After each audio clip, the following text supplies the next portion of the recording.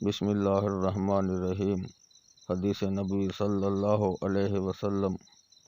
حضرت ابو ہریرہ رضی اللہ عنہ بیان کرتے ہیں، رسول اللہ صلی اللہ علیہ وآلہ وسلم نے فرمایا، قیامت قائم نہیں ہوگی حتیٰ کہ رومی فوجیں اعماق مدینے کے قریب جگہ یا دابق کے مقام پر پڑاؤ ڈالیں گی تو مدینہ سے اس وقت روئے زمین کے بہترین افراد پر مشتمل ایک لشکر ان کی طرف روانہ ہوگا۔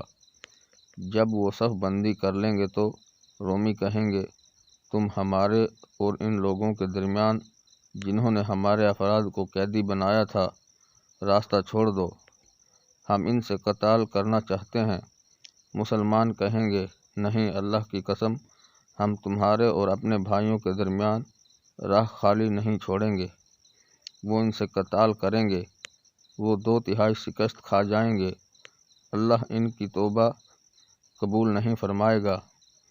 ان میں سے 1/3 قتل کر دیے جائیں گے، وہ اللہ کے ہاں اعلیٰ درجے کے شہداء ہیں، اور 1/3 فتح یاب ہوں گے، وہ کبھی آزمائے نہیں جائیں گے۔ وہ قسطنطنیہ فتح کریں گے، وہ مال غنیمت تقسیم کر رہے ہوں گے اور انہیں اپنی تلواریں زیتون کے درخت کے ساتھ لٹکا دی ہوں گی۔ اسی دوران شیطان ان میں زوردار آواز سے کہے گا کہ مسیح دجال تمہارے اہل و عیال میں آ چکا ہے۔ وہ نکلیں گے اور یہ بات باطل ہوگی، جب وہ شام پہنچیں گے تو وہ نکل چکا ہوگا۔ اسی اثنا میں کہ وہ قتال کے لیے تیاری کر رہے ہوں گے، صفیں درست کر رہے ہوں گے کہ اتنے میں نماز کے لیے اقامت کہی جائے گی تو عیسیٰ بن مریم نزول فرمائیں گے اور وہ ان کی امامت کرائیں گے۔ جب اللہ کا دشمن دجال انہیں دیکھے گا تو وہ اس طرح پگھل جائے گا جس طرح نمک پانی میں حل ہو جاتا ہے، اور اگر وہ اسے چھوڑ بھی دیں تو وہ خود ہی گل سڑ کر ہلاک ہو جائے گا، لیکن اللہ ان عیسیٰ کے ہاتھوں اسے قتل کرائے گا۔